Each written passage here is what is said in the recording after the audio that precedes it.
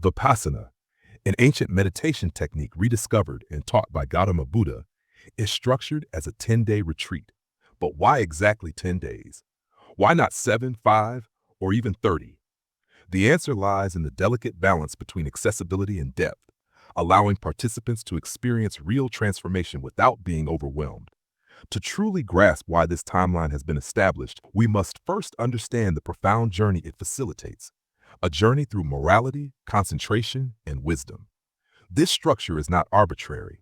It aligns with the very process of inner purification, a journey into the depths of the mind where the roots of suffering lie. To the uninitiated, a 10-day silent meditation retreat might sound extreme, even intimidating.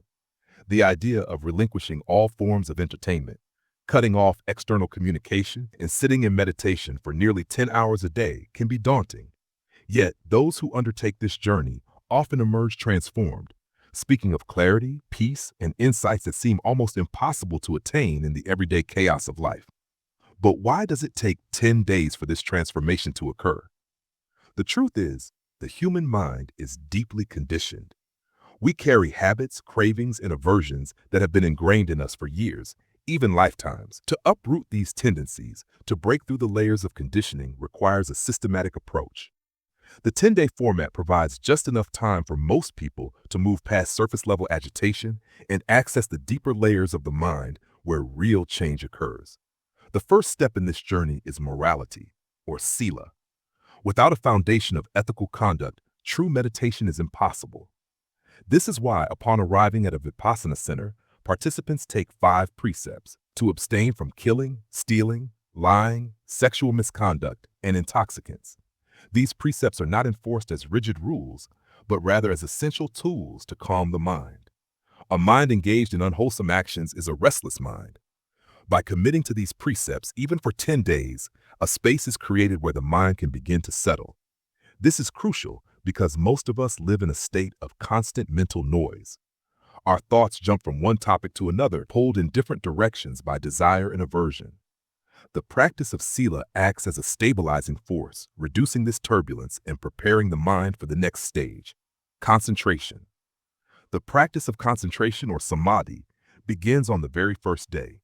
For the first 3.5 days, participants focus exclusively on their breath, observing its natural flow as it enters and exits the nostrils. This practice, known as Anapana meditation, serves a dual purpose. Firstly, it sharpens the mind, increasing awareness and attention. Secondly, it reveals the restless nature of the mind. As one sits in silence, attempting to focus on the breath, a flood of thoughts arises. Memories, plans, regrets, and fantasies all surface, demanding attention. It is here that many struggle. Some may feel frustrated, wondering why their mind refuses to be still. Others may be tempted to give up, believing they are simply bad at meditation. But this is precisely the point. The mind has always been like this. The only difference is that now, in silence, one finally sees it clearly. The retreat environment ensures that there are no distractions, no phone to check, no books to read, no music to escape into. Participants are left face to face with their own minds, and this confrontation is not always pleasant. However, as the days pass and one continues to focus on the breath, something remarkable happens. The mind begins to settle. The chaos quiets down. Moments of clarity emerge. By the 4th day, the mind is sufficiently prepared for the core practice of Vipassana, the development of wisdom, or panna. Here, participants begin scanning their bodies, observing sensations without reacting to them.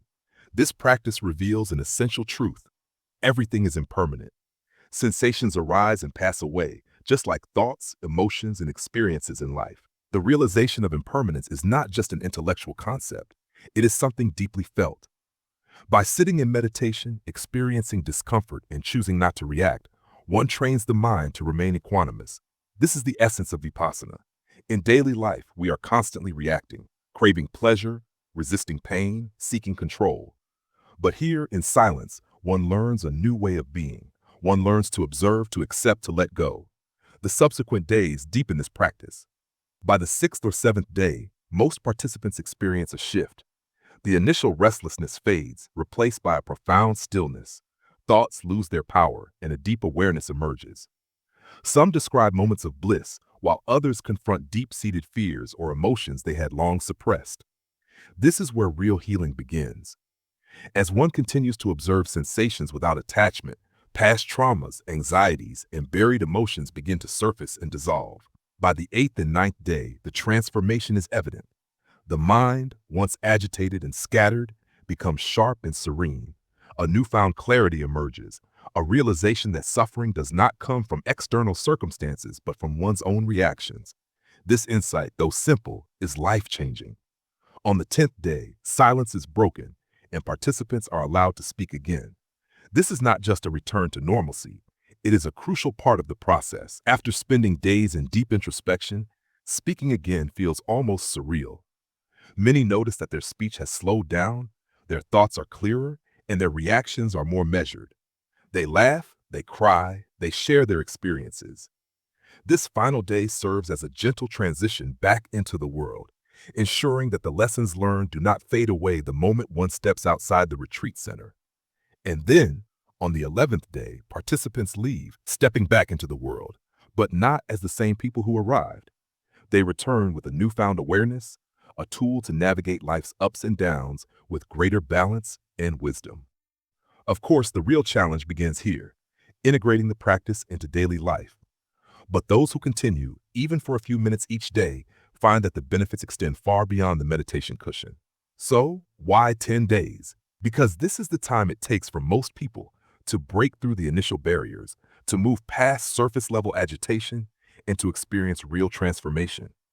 It is neither too short nor too long. It is just enough to plant the seed of awareness, to provide a glimpse of the path. And for many, that glimpse is enough to change their lives forever. If you found value in this, make sure to like, share, and subscribe so that more people can benefit from these profound teachings. And don't forget to comment with your thoughts or experiences. We'd love to hear from you.